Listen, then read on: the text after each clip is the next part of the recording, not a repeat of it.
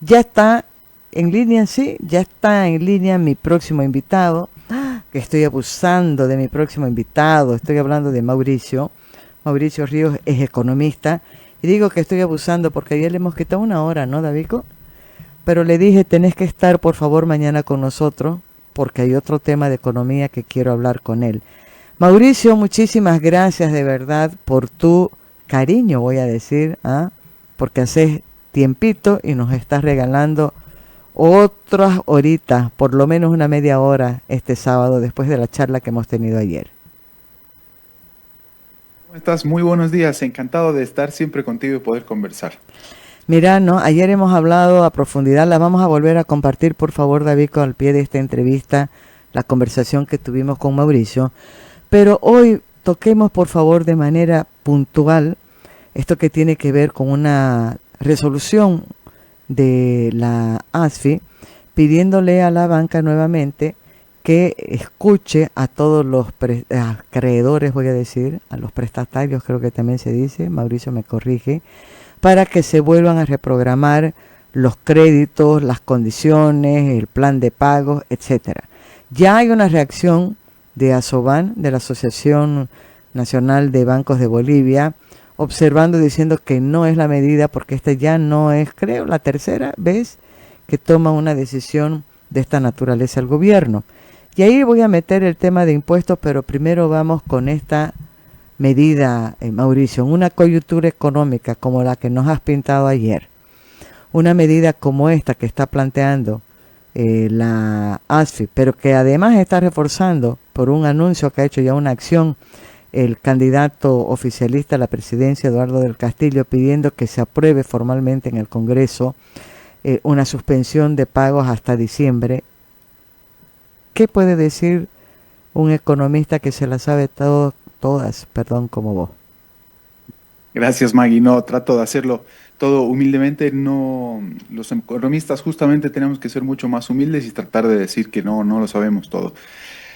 Contrariamente a lo que generalmente sucede. Pues vamos a ver, no solamente el candidato oficialista, el que comete serios errores cuando se pone a hablar uno del sistema bancario financiero, tasas de interés, tipo de cambio y demás, sino también algunos candidatos opositores. De hecho, anoche mismo, escuchaba a un opositor hablando de la facilidad con la que se podría formalizar la economía si solamente se diera cada vez más crédito barato. ¿A qué me refiero concretamente, Maggie? Los problemas que tiene ahora mismo el sistema bancario y financiero se remiten a medidas de al menos hace ya, no sé, 12 años aproximadamente, con las reformas que hubo en el sistema bancario y financiero del 2013, con la nueva ley de servicios financieros. ¿De qué se trataba todo esto en términos muy resumidos? De otorgarle, de concederle nuevamente al Banco Central la posibilidad, entre otras cosas, de intervenir directamente en las tasas de interés crediticio que se concede al público. La última vez que se le había impedido, por el contrario, al Banco Central intervenir directamente en las tasas de interés fue con el 21060. El 21060 llegó para impedir la emisión monetaria o la financiación del déficit fiscal por parte del Banco Central y al mismo tiempo impedirle al Banco Central que dirigiera las tasas de interés. Pues entre ese periodo, 1985 y 2013, no se intervenía directamente en las tasas de interés.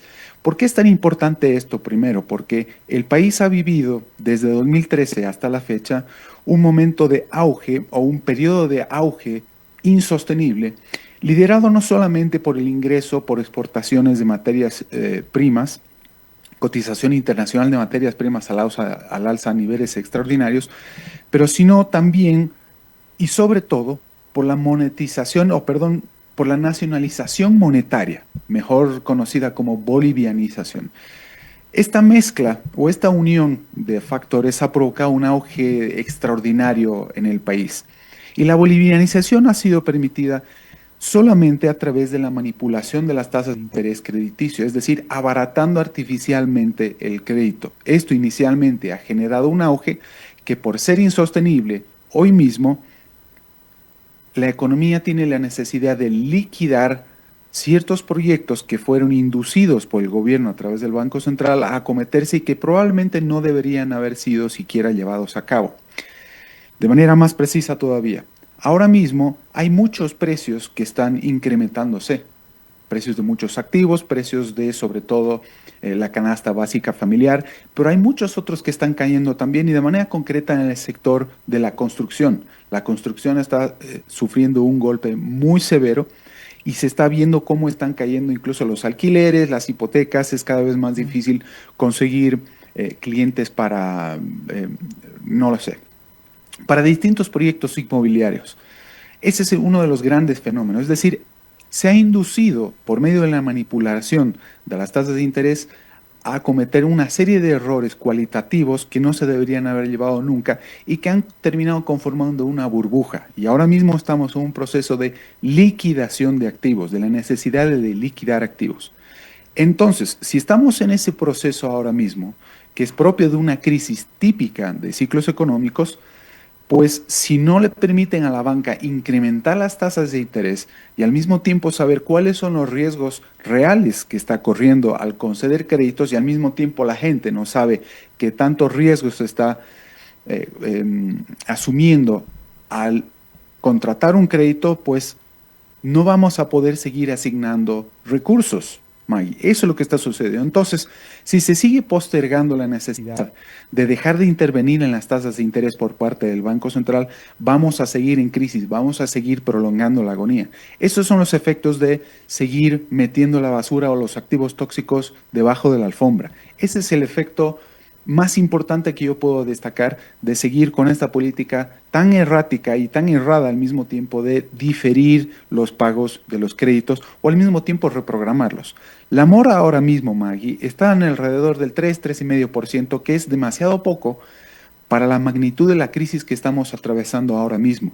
Las tasas de interés, perdón, la mora de alrededor del 3,5%, sumada a la reprogramación o a la acumulación de créditos reprogramados y al mismo tiempo de los diferimientos, pues es enorme. Yo me atrevería a decir, especulando un poco también, que la mora podría estar tranquilamente en alrededor de un 18-20% propio, insisto, de una crisis como la que tenemos hoy en día. Es decir, estamos disfrazando mucho de las distorsiones que existen precisamente en el sector bancario y financiero.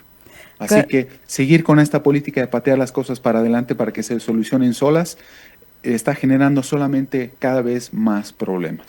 Claro, aquí no hay duda de que la medida es una medida electoralista, como uno puede decir, no hay otra manera, ¿no? Porque por supuesto, si yo que le estoy debiendo al banco y estoy con la soga al cuello y no puedo pagar, veo y leo que la ASFI, esta es una carta circular del 30 de mayo, le está diciendo a los bancos que atiendan y analicen las solicitudes de refinanciamiento o reprogramación, pero que además tiene que tener un periodo de gracia o una prórroga, que el deudor no tiene que efectuar pagos a capital ni intereses por determinado periodo, que esto no puede implicar que se cambie la calificación del citado deudor, etcétera. Pucha, yo voy a querer que eso se apruebe, ¿no? A pesar de que la SOBAN me está diciendo de que esto puede comprometer a la estabilidad del sistema financiero porque debilita su solvencia, que es lo que está señalando, pero además porque deteriora la cultura de pago, es lo que ha dicho Asoban. Porque de repente aparece luego también la ASFI diciéndome, señores, nada, la banca ha tenido una ganancia extraordinaria y como vos decís ponen en 3,3% el promedio de la mora, ¿no? Pero está diciendo la banca ha ganado, y tengo aquí una cifra, en 2025 dice en abril 681 millones de bolivianos, es una lluvia de números y yo desde mi lugarcito en la calle que estoy con dificultad para pagar el crédito voy a apoyar lo que dice la ASFI. ¿Cómo hacer para que de verdad comprendamos cuál es el riesgo que hay atrás de una medida como esta? Solamente se lo puede saber por medio de la liberalización de las tasas de interés. Es decir, solamente pueden incrementarse, Maggie. Solamente sabiendo cuál es el nivel natural, digámosle, de las tasas de interés, vamos a saber cómo asignar nuestros recursos, cómo adaptar o readaptar nuestro patrón de consumo, ahorro y demás. Los más importantes aquí, Maggie, son los ahorristas de los cuales nadie se acuerda. Son los ahorristas y depositantes que no pueden retirar sus depósitos, principalmente en dólares. Esa es una crisis muy grave y el hecho de que la banca no pueda devolver esos depósitos tiene cierto grado de culpa la banca al mismo tiempo, pero el principal culpable de todo esto es nuevamente el gobierno, como hablábamos ayer, cuando empezó a echar mano de las reservas internacionales a partir del 2013, 2014, 2015 principalmente. Echa mano de las reservas internacionales y al mismo tiempo reduce la capacidad de los bancos para poder responder a sus depositantes en el momento que quieran retirar sus depósitos. Entonces, nuevamente, las tasas de interés tienen que ser liberalizadas, May. Pero, más importante todavía, mi diagnóstico inicial lo que está diciendo es algo mucho más severo y profundo que lo que está diciendo la propia Asobank. Asobank no puede decir que el sistema bancario y financiero no es sólido. Yo sí lo puedo decir.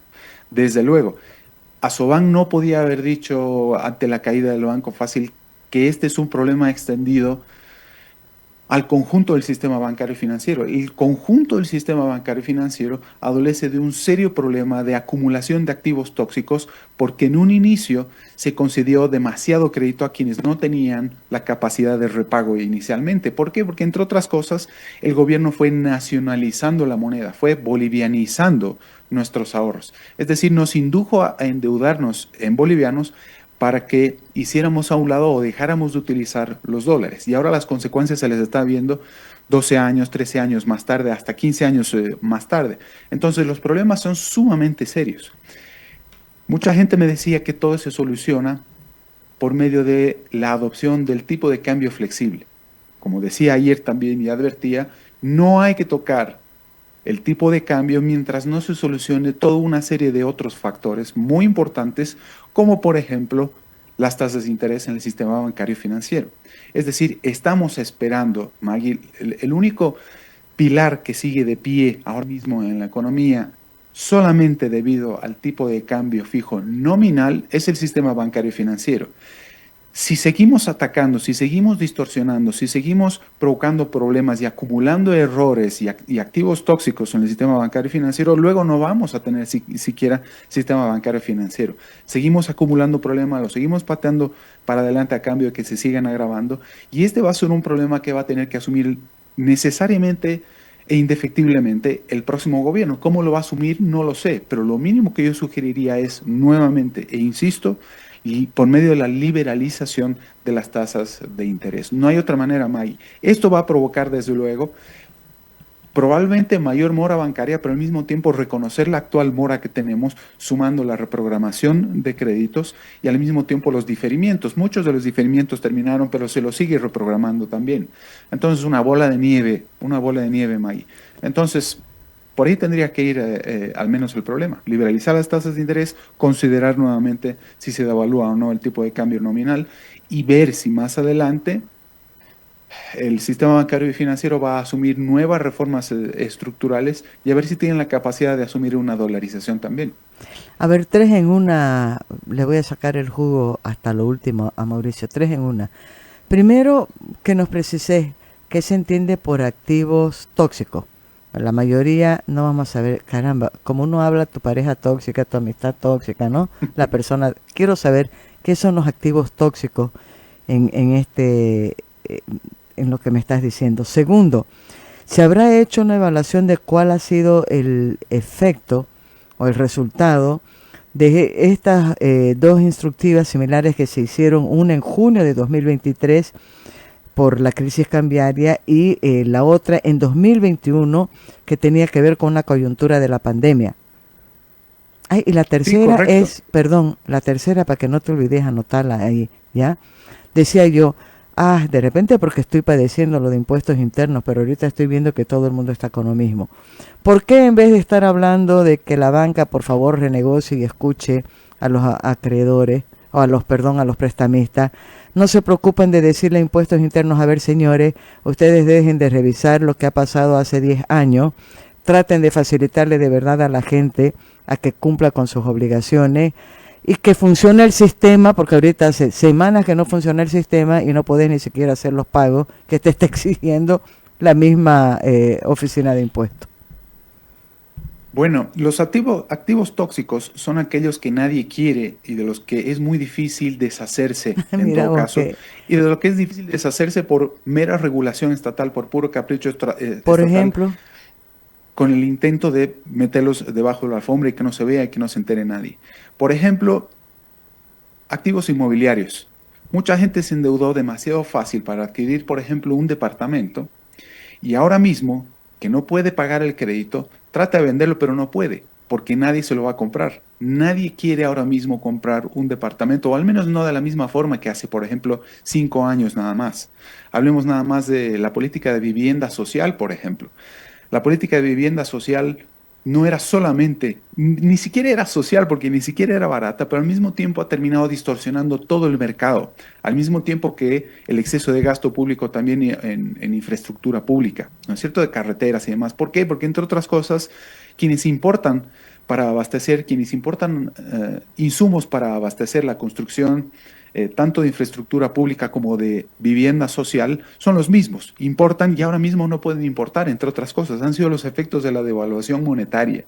Entonces, solamente, así como decía Warren Buffett, cuando baja la marea o cuando ya no tenemos auge económico, ese es el momento recién en el que todo el mundo se empieza a dar cuenta de quién andaba desnudo, quién era solvente realmente y que no era simplemente capaz de comprar un departamento solamente porque lo decidió el gobierno y decidió reducir arbitrariamente las tasas de interés. No, quien decide quién es realmente solvente es el mercado. Y de manera más concreta todavía, los bancos saben perfectamente si un cliente tiene capacidad de pago realmente. Entonces, quien no puede vender su departamento y al mismo tiempo no puede pagar al banco su crédito, tiene un activo tóxico. Y al mismo tiempo es el activo tóxico que figura en el balance del banco con el que ha trabajado y a quien ha contratado el crédito inicialmente. Esos son los activos tóxicos, cosas que nadie quiere y de las que nadie se puede deshacer al mismo tiempo. Están en veremos, a ver qué sucede. Pero para que se terminen de liquidar esos activos, finalmente se tienen que incrementar las tasas de interés. Esto es importantísimo, Maggie. Y entiendo por qué no lo puede decir a Sobán, al menos no de manera directa, porque generaría todavía mayor nerviosismo en la población y habría problemas incluso ya con los depósitos en bolivianos en el sistema bancario y financiero. Y nuevamente digo, aquí nadie se acuerda de los depositantes, de los ahorristas. Los ahorristas no tienen ningún incentivo para ahorrar primero y mucho menos para seguir haciendo depósitos en el sistema bancario y financiero, porque las tasas de interés son demasiado bajas. Si no hay ahorros, si no hay abstención del consumo presente, no existe la posibilidad de prestar dinero real a la gente. Es decir, los que importan aquí son los depositantes y ahorristas y no tanto los banqueros contra quienes se estrella el mismo gobierno o la gente que no puede pagar su crédito. Claro, los banqueros que ganan tanto, que son tan avariciosos y demás, me deberían permitir más tiempo para poder pagar mi crédito, cuando en realidad quien está sosteniendo el diferimiento y la reprogramación realmente es el depositante, es el ahorrista, quien está sacrificando su consumo presente porque cree que en un futuro las cosas van a ser mejor a cambio, va a ser recompensado por esa obtención de consumo, por ese sacrificio. Entonces, me olvidé el La resto de la segunda pregunta que me era, decías, los de impuestos. qué resultado, sí, pero cortito esto de qué resultado ha tenido ya la medida que se ha aplicado en 2021 y 2023. ¿Eso ha sido favorable para el prestatario? ¿Ha significado algún problema para el sistema financiero? ¿Ha tenido un resultado al final positivo, un impacto positivo en la economía? Bien cortito, porque sí me interesa, por favor, el tema después tributario. No ha tenido un impacto positivo porque solamente se ha traducido en postergar las obligaciones a cambio de dificultar la posibilidad a la gente de realmente pagar esos créditos. ¿Y a quién dificulta la vida realmente nuevamente? A los ahorristas, porque cuando yo hago un depósito de mi ahorro en el banco, parte de ese ahorro se lo está prestando a alguien más. Y si esa persona no paga, entonces el banco no puede cumplir el contrato que había asumido inicialmente conmigo como depositante. Entonces me está perjudicando a mí como ahorrista. Y en la medida que no se vuelva a o en la medida que no se eliminen esas distorsiones que generan los diferimientos o reprogramaciones arbitrarias, me estoy mordiendo la lengua, pues no se permite a la gente reacomodar su vida, es decir, reacomodar su patrón de consumo y de ahorro nuevamente y no le permite asignar nuevamente capital. Y es por eso que se informaliza, se eliminan los incentivos para la gente para que hagan nuevos depósitos en el sistema y por tanto el sistema se le impide seguir funcionando. Es decir, el sistema bancario financiero es el que dinamiza la economía en ese sentido. Entonces, si se prescinde de este último pilar que sigue en pie por obra y gracia de, de- Del de- Espíritu Santo, no. sí, correcto, pues vamos a tener más problemas más adelante. Hay muchas distorsiones en el sector Magui y tienen que ser corregidas. Insisto, lamento tener que hacerlo, pero por medio de al menos la liberalización de las tasas de interés. Ya hablemos luego de cómo se puede atraer cada vez más inversión extranjera directa, cómo se puede dinamizar la economía con políticas de crecimiento a largo plazo y demás. Pero lo mínimo que se tiene que hacer el primer día con el nuevo gobierno es atender estos problemas en el sector bancario y financiero. Pues mira, me voy a quedar primero con la preocupación de no ser un activo tóxico. Después sí me ha dado ganas de volver a entrevistar a la gente de la Cámara Boliviana de Desarrolladores Inmobiliarios, porque una de las cosas que yo escucho más bien es que la mejor manera en este momento de preservar el valor de tu dinero, de ver cómo ahorrar tu dinero, es comprando un inmueble. O sea que me da para hacer un debate sobre eso. Y lo otro, que con esto sí no puedo desaprovechar la oportunidad, sé que estoy al filo del tiempo, es lo que tiene que ver con impuestos, que un poco lo comentábamos ayer y me ha tocado comprobarlo ayer en la tarde cuando iba a impuestos internos y me pasó toda la tarde tratando de resolver dos problemas. Uno, más o menos resuelto, que son observaciones de una factura de 2020. Y el otro, que necesito hacer un plan de pago, pero me llegó tarde la notificación, o sea, llegó tarde a mi buzón tributario, el contador no podía entrar y resulta que no soy solamente yo, estoy diciendo mucho resulta, ¿no? No soy solamente yo la que está viviendo este problema, estoy viendo que mucha gente está con dificultades ahorita porque el sistema en impuestos nacionales no funciona. Y este tema de la carga tributaria, de que tenés que pagar el IVA, del impuesto a las transacciones, del impuesto a las utilidades, te ahoga, ¿no? O sea, tenés que trabajar prácticamente para pagarle impuestos, así de sencillo.